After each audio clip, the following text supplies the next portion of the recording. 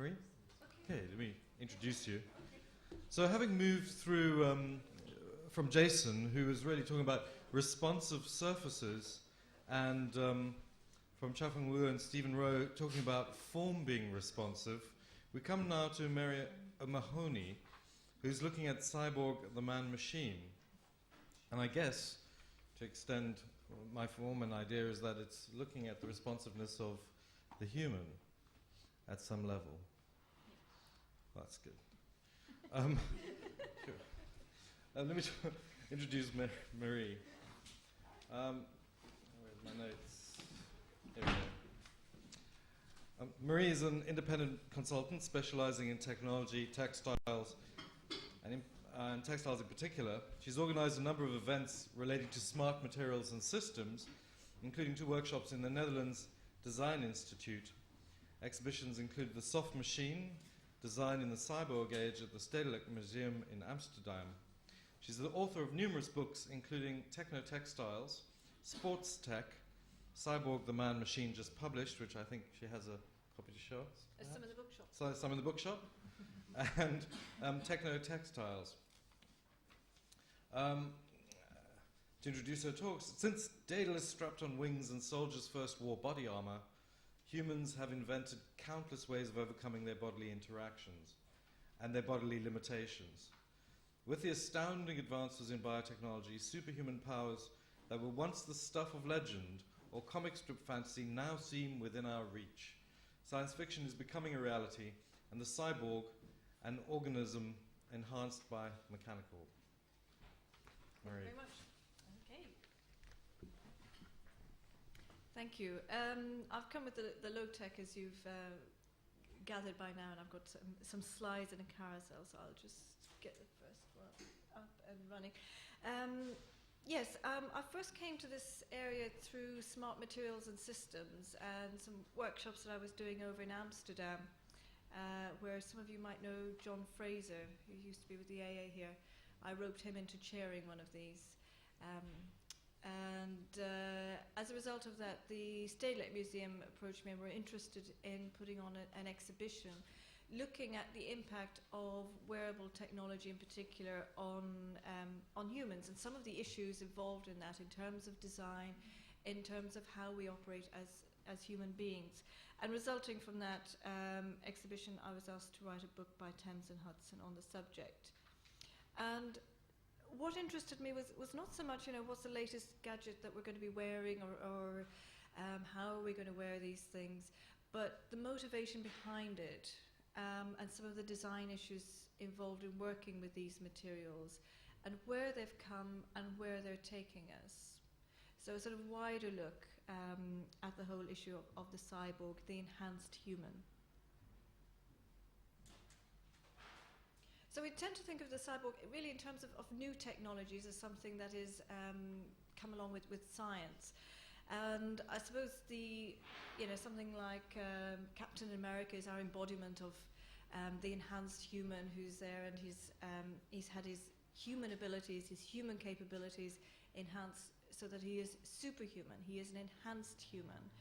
And I suppose what somebody like Umberto Eco would refer to as a kind of hyper-human. All of his human attributes have been enhanced. And here we see the Captain America, an early depiction of him, where he starts off as this very wimpy, weedy soldier, and who's probably not going to pass any of his medical exams, and then he's given a super soldier serum. And this was back in the 1940s that this was done. And the idea with the super soldier serum was that it would enhance him and he would be superhuman and be able to go out, and his first foe was Adolf Hitler, so he had to go out and beat Adolf Hitler. And he's been doing battle ever since. But very often what we find in science is that what you see coming out in science fiction actually comes to play a part in reality. And this isn't a coincidence. The reason this comes along is that science fiction writers are often way up on what's happening in terms of R&D in military and other scientific development. So they know what's going on. They know what's being done in the back rooms, what's likely to be happening. So what it acts as is a very important barometer of what some of these technologies are likely to be, how they're likely to be used, what are some of the moral and ethical dilemmas that will come out because of these type of technologies, and they bring them to the public attention in advance of them actually appearing. So that was the sort of PR on what the cyborg was going to bring us, how it was going to allow us to enhance our bodies. This is the reality of the cyborg. This is your NASA astronaut up in space, getting ready to check his metabolism and all of that. And he's wired to within an inch of his life. And he's got all sorts of monitors and checks to allow him to live and to operate in outer space. So the reality is still very much a human that is tethered to the technology, tethered to the machine, rather than a seamless attachment, a seamless enhancement of his human capabilities.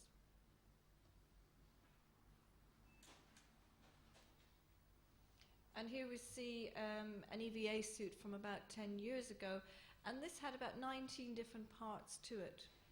So before the astronaut would go outside the vehicle and roam around in outer space, he had to put all of these things on. And it took about an hour and a half to put all of this kit on. And so by no means a plug-in-and-go system. And not only that, but he couldn't do the whole thing on his own. He had to get his colleagues to help him for the last portion of this. So it was by no means a convenient system to use. So NASA and military and all the other people involved in the creation of enhanced humans, of humans that can live in outer space or in difficult terrains or conditions, they're all looking to reduce constantly. But the whole motivation behind the cyborg, it's not just something that's come along with technology. It's behind it. You've got to ask yourselves, why do we want to enhance our bodies? Why do we want to make ourselves fitter, leaner, live longer, perhaps live forever? And this is as old as humans. It's you can trace it back in religions. Ramses II, this is down at the British Museum, he wanted to live forever. He was an alchemist, but he hedged his bets and he built great monuments to himself, and this is one of the few that remains. And he's also remembered in the Ozymandias poem from Shelley. So he is remembered. He has gained a sort of eternal life, but it's not the way he wanted to. He wanted his body, his mind to live forever. And that wasn't possible at that time. This is another take on the, I suppose, the invincibility of preserving your body. This is from the Smithsonian Institute in the States. And this is from the Blackfoot Indians. And it was, the legend is that it was owned by Big Plume. And he was a warrior who went out to do battle, and he got separated from the rest of the group, and he was in danger of being killed horribly. And he had a vision, and the vision was of a man who appeared in front of him wearing a garment with little holes in it, and that gave him invisibility. So he followed the man, and he got to safety. And as a result of that, his tribe made up this garment, which has a series of holes, almost like bullet holes, about 1 centimetre wide in diameter, all the way around the garment, and that is said to give the wearer invisibility.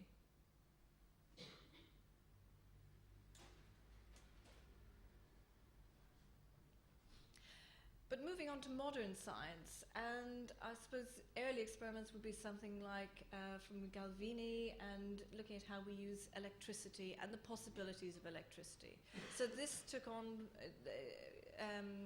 in terms of inspiring the pursuit of the cyborg and enhancing and extending our lives from ancient ideas of the alchemists or of religions and other means of pursuing eternal life. So here you can see some experiments where electricity is being applied to humans. You can see the lady in the far bed.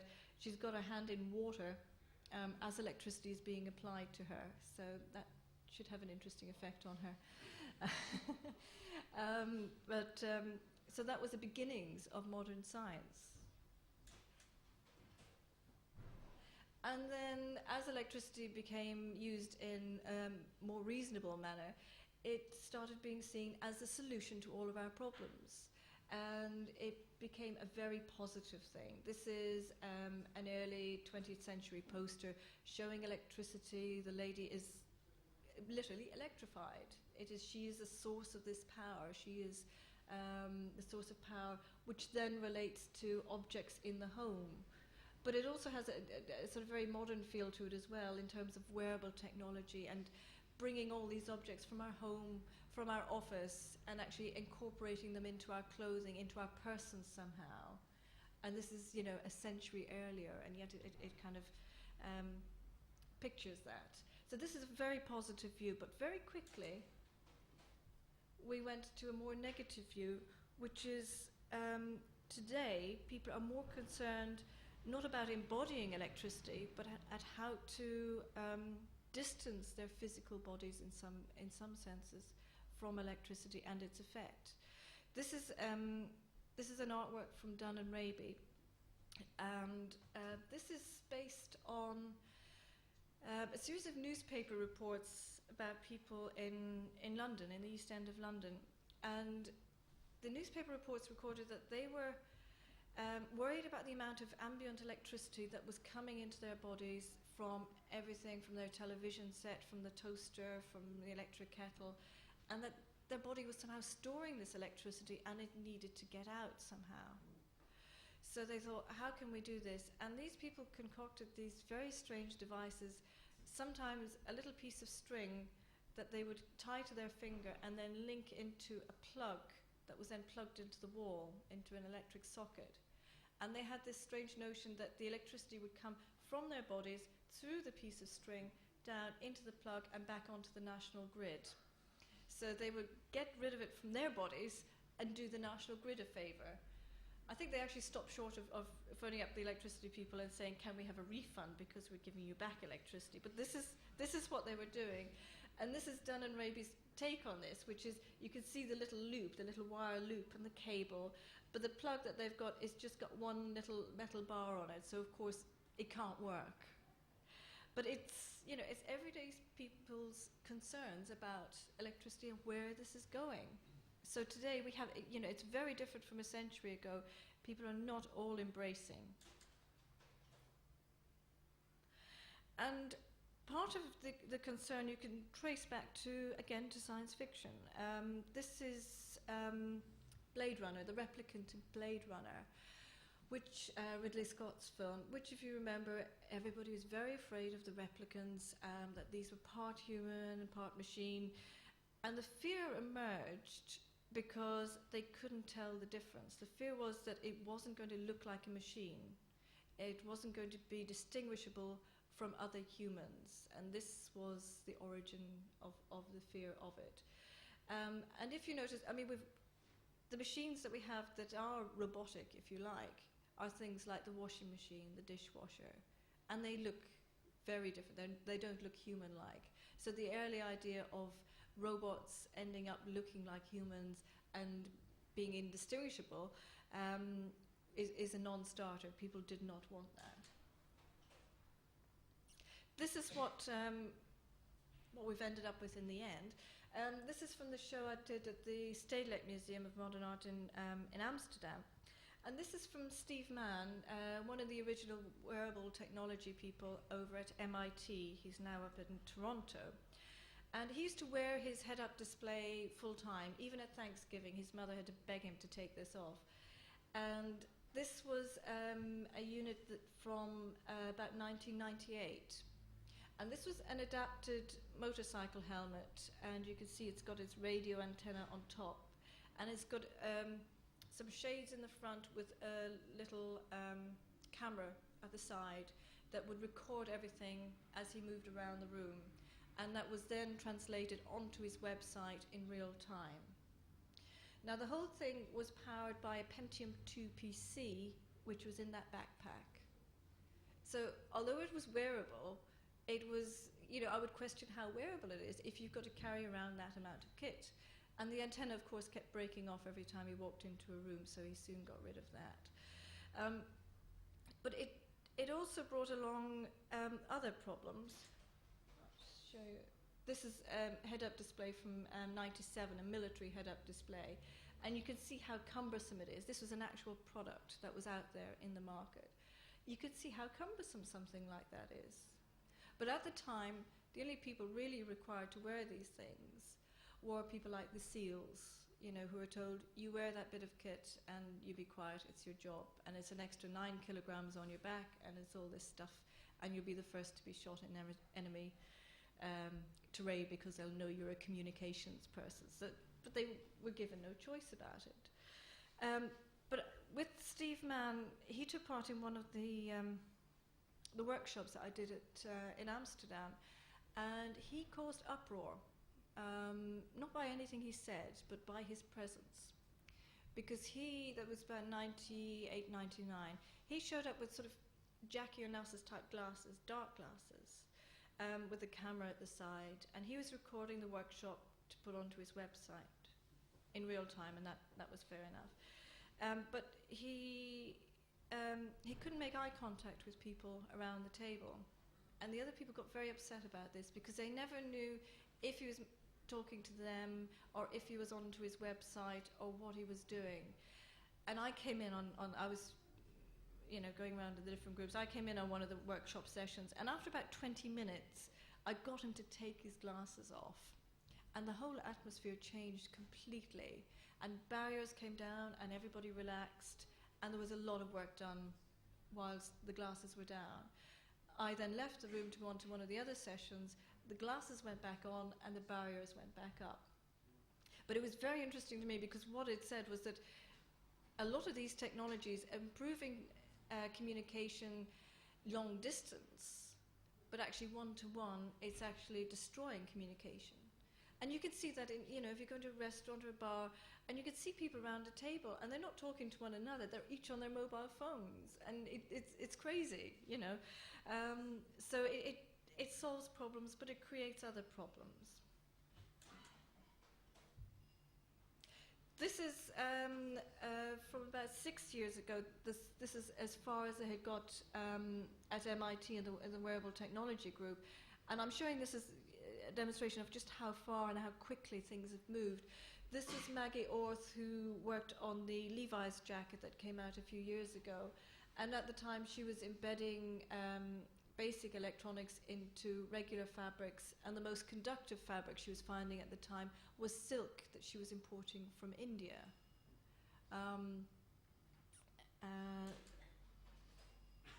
And this was Joseph Paradiso, and this was a shoe that he was regulating so that it could interact with the computer in terms of dance and in terms of movement. And there was also another group that were looking at how to harness human energy and footfall and even the heat from the body as an energy source for powering wearable technology. And a lot of this at that time was being funded by the military. Today we've got some quite different products out there. This is from Ford, and this is their third age suit.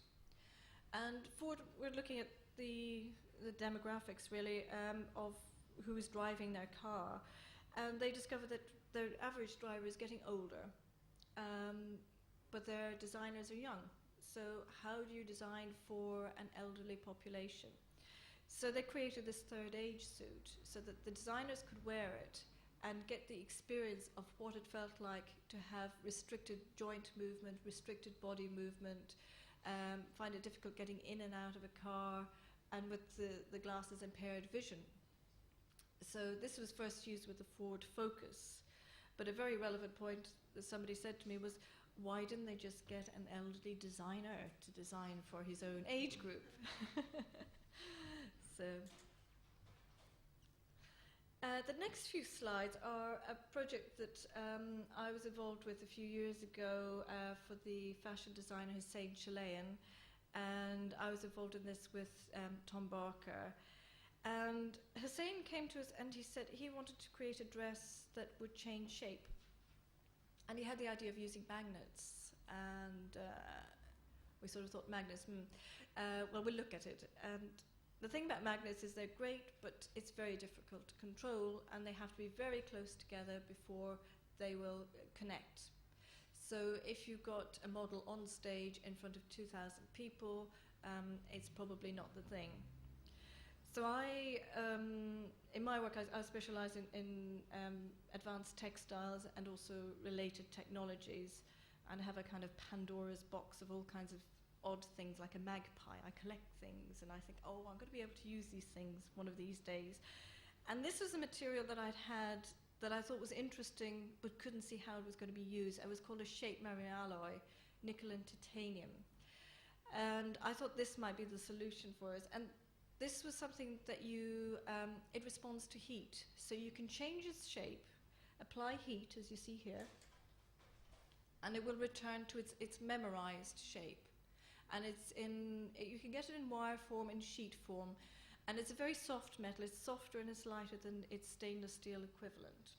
So we thought this was the solution for our dress. So we rigged it up, put it into the skirt, and then we pressed the button, and it went out. We thought, marvelous. But the problem is that it only expands by 8%. So if you think of, it was in Sadler's Wells, that particular show, and if you think of an auditorium with 2,000 people in it, and something moving by 8%, you know, person number 20 is not going to see 8% change, and certainly person number 2,000 is going to say, what on earth is going on? So we had to make it look like it was expanding by more than 8%. So I also had in my collection a beautiful scarf, an origami scarf from a Japanese company called Nuno, which was heat treated so it lay absolutely flat, but it was zigzagged, so you could open it up like a concertina. We said maybe this is the way to go. So we zigzagged the wire and put it in concertina-like, and it then plugged it in and it expanded and looked much better than the 8%. So that was the solution there. So this was the final dress, and this is worn by Erin O'Connor. And I remember Tom, just before the show, gave her a very nice little garter for her leg, which she thought was a very nice gesture. And then she heard people giggling behind her and said, why are these people laughing? What is this for? And Tom very kindly explained to her that there wasn't an awful lot of electricity, but there was a little bit, and it was just safer that it didn't go through her heart if anything went wrong. So she was less impressed with us from then on, I think. So it got plugged in and went from there to there. And this got on all the front pages of the newspapers, it got on CNN, it got on Vogue, circulated worldwide, which was the object of a centerpiece like that. So everybody was very pleased. But something like this is very much a one-off. That was done in '99. It's very much a one-off showpiece. And working with the technology was incredibly difficult because we first tried to source the metals from the UK, and we were sent the material without the spec sheets. And we were told we had to go and employ a certain designer, a certain engineer, who would tell us the spec details for how we could use this. And we just said, that's crazy. But we ended up getting it from a very good German company who supplied it with the spec details as you could. So the whole struggle of dealing with these new technologies was also involved how to relate to the people supplying it, who are not doing it in a regular way.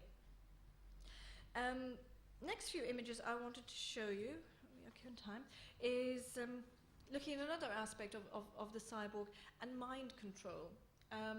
It's a bit bright, so you can't see the detail of this engraving, which is from the 17th century by Greta, and it's titled The Purge of Fantasy and Folly. So you can see that they're having their evil thoughts and their follies extracted, and all the jars in the back have got things like sort of goodness and positive virtues that are being inserted forcibly into the mouth of the chap there sitting on the seat. So it's a purge and also a replacement, but it raises questions about who's got the right to say what is good and what is bad.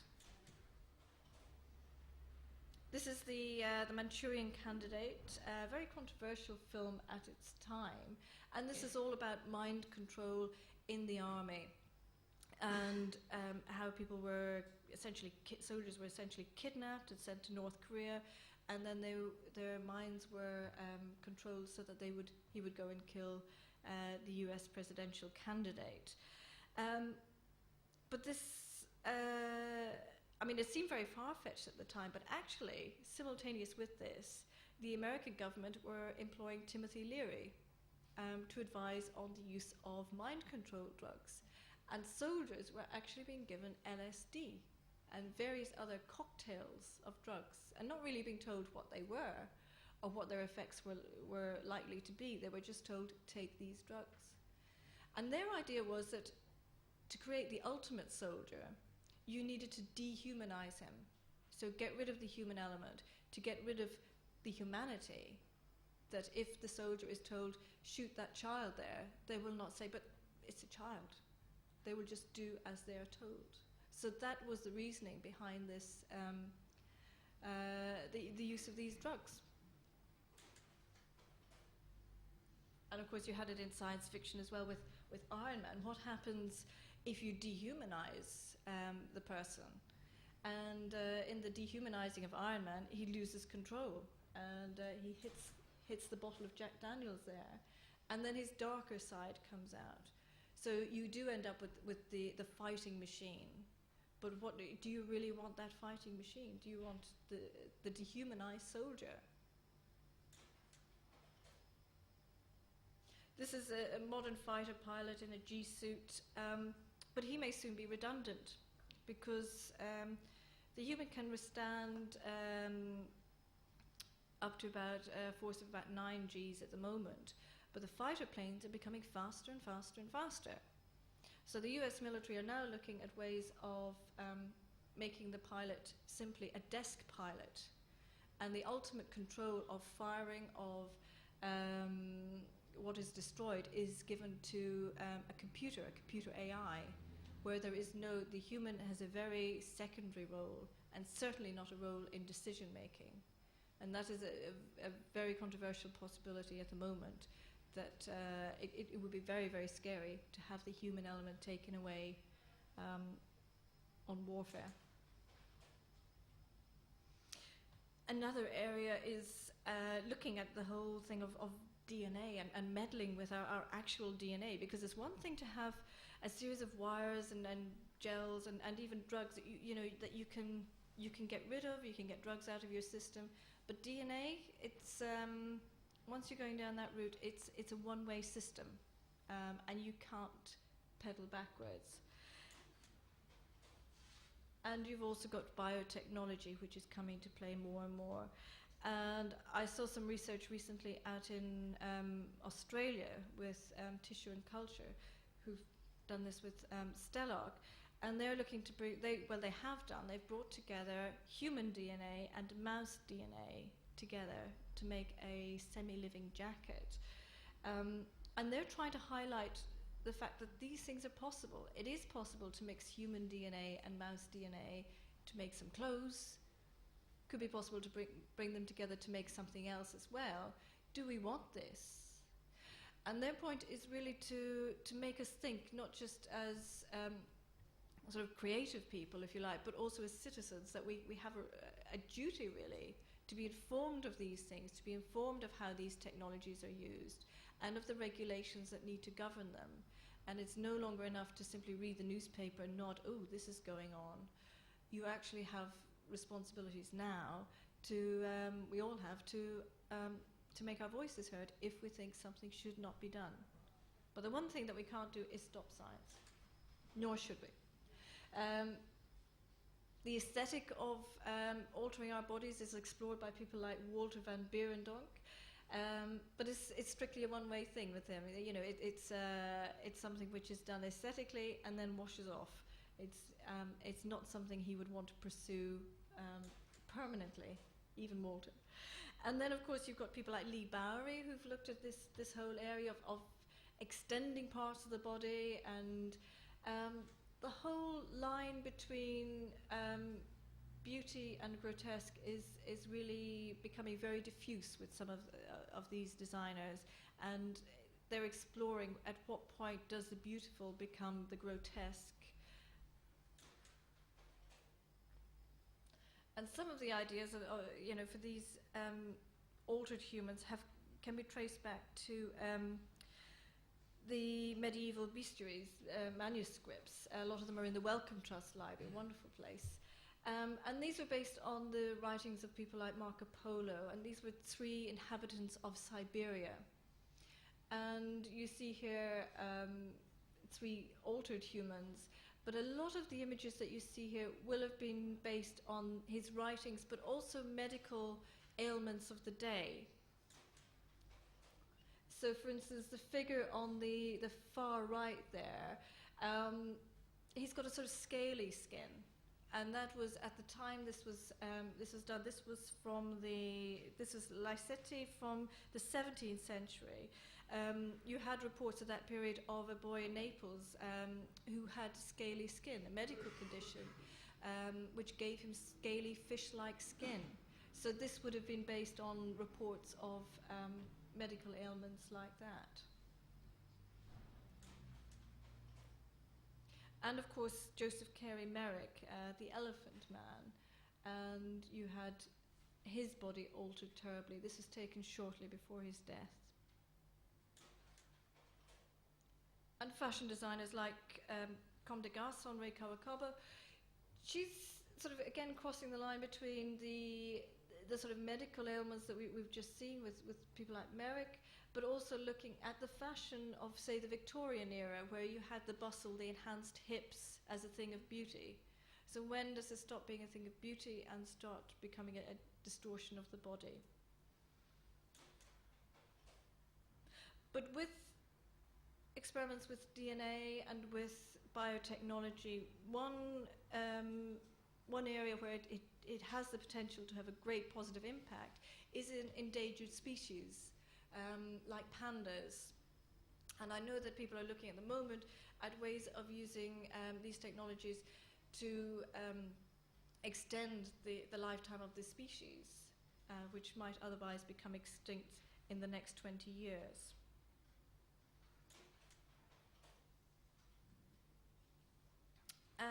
Last few images, Ambroise Paré he was a French military surgeon. This is looking at some medical enhancements that have really been made possible because of the pursuit of the cyborg, the enhancing technologies.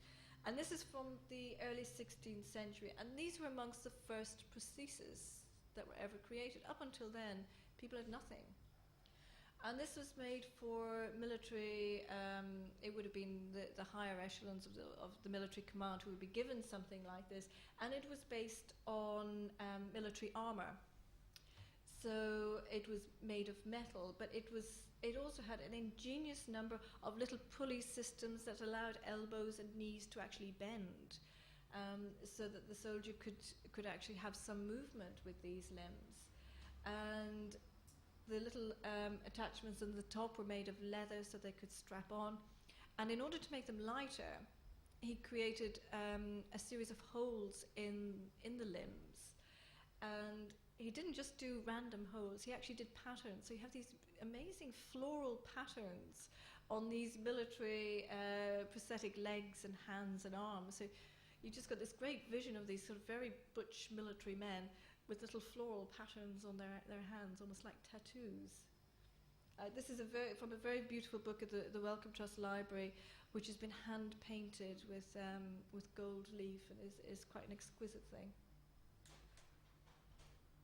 And here's a comparison. On the right you have the Ambroise Paré, and then on the left you've got a very modern prosthetic hand, which is from Dorset Orthopedic and Dr. Peter Kybert. And one of the big problems with the prosthetic hand is how to give the amputee the sensation of how much pressure to apply to an object when they're picking it up. It's a very basic thing. So if they're picking up a stone, it's one set of pressure. If it's an egg, it has to be something different. So he's used a series of robotic enhancements on this and piezoelectric sensors and actuators to allow the amputee to gauge how much pressure to put on the egg. But it's still at very early stages for this type of technology because the body does not like to link up to these things. And very often when these kind of ultra-sensitive prostheses have been given to people, the body has rejected them and the amputees have felt pain and asked for it to be removed. So we're still a little bit away from figuring out how to make it more biocompatible, if you like. But two wonderful designs that have come out in recent years is this is Amy Mullins, a double amputee, and her legs from the knee down have both been amputated. These are two prosthetic legs, lower legs that you're looking at. And these have been made with silicone rubber. And this is from Dorset Orthopedic here in the UK. And what they've done is to take the silicone rubber and they've matched it to her skin tone. So it looks very realistic. And they've even taken little artificial hair follicles and put them in around her ankles so that it looks super realistic. And they've given her a heel height so that, unfortunately the feet are gone, but trust me, they're very realistic. They've given her a heel height so that she can go into a regular shoe shop and buy a pair of shoes as long as they are of that heel height. So it's given her much greater flexibility than with traditional prostheses. And this is a very different design. This is from Sprint Light over in California, which is owned by and run by an amputee himself. And these are for track running and used in the in track and field events. And these are made from carbon fiber, and they're C-shaped, and they're quite springy. They're quite lightweight and they're quite springy, but they're also very strong because it's carbon fiber. And it just shows what's possible if a designer takes a material and goes against convention of what we expect from a limb, a lower limb prosthetic, or from a given. And instead he's looked at the hind legs of the cheetah, the fastest animal we have, and said, why is he so fast? And it's the spring he gets from his hind legs. And he said, what if we apply this to human prostheses? Will that give us an edge there? And it does. But it's coming up with a very unconventional design, but it works. It works really well. And I'm just going to finish up with just some thoughts on what we're wanting to do with the whole kind of cyborg state, with enhancing our bodies, live a healthier life, live a longer life, be able to communicate better. Ultimately, as I've suggested at the outset, we want to enhance our lives, perhaps to live much longer, to live even forever. But is that desirable? What do we want if we live forever? Do we want? Everybody expects a sort of utopia, I suppose, to emerge if you live forever. But yet, people like William Gibson and Neuromancer, you know, with the artificial intelligence there that lives forever, it gets bored. And says, I've been there, I've done everything. Frankly, I'm bored and I want to die, and it begs to be allowed to die because it's so bored. But even if we achieve a utopia, what is a utopia? This is Nathan Road in Hong Kong, which for the people who lived there and they love it, it's a utopia. I hated it. I couldn't wait to get out of there. For me, it was just horrendous. It was a dystopia. This is Celebration Town, the Disney town in California, just outside Orlando. And this was to create an ideal community for people of the States who are worried by crime, etc., etc. And it's very idyllic. It is blue skies the day I was there, and it was blue skies every day. Beautiful palm trees, looks gorgeous, but it was so strange. It was very quiet, very green, very lush, and very quiet. And I took a walk down the alleyway between the back gardens of some of the houses, and I realized why it was so quiet. There were these big geomeshes over the gardens, and this was to stop any bugs getting in to the flowers. And of course, if you don't have any bugs, you don't have any birds, and there was no bird song. It was very strange. And apparently twice a year, the whole town is sprayed for insects and for bugs. And I went down to the lake, which at a distance looked quite idyllic and quite beautiful. It was landscaped, and the lake was completely stagnant. It was just this silt was just on top, and it was just really repulsive. So although it looks in theory like it's just idyllic and wonderful, in practice it's not. And apparently the people who live there, they have various issues about the control of Disney, and they want to sell out, but they're bought into these contracts that they lose out financially in a huge sense if they sell out before a certain period of time. So they're tied in to live there, so they're kind of trapped in this town they no longer want to be in. And the idea was that children would be able to play outside, but they weren't. When I was there, children weren't playing outside. They were still in each other's houses and gardens. So a utopia is not always what it's cracked up to be. Thank you very much.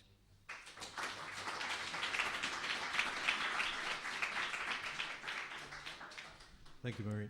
So while the panel come up here, and if you could join us, Marie, up front, perhaps while that's happening, I'm going to ask you to do something radical, or consider doing something radical, and that's to turn to somebody around you and have a chat. And we'll take about 3 or 4 minutes to get ready.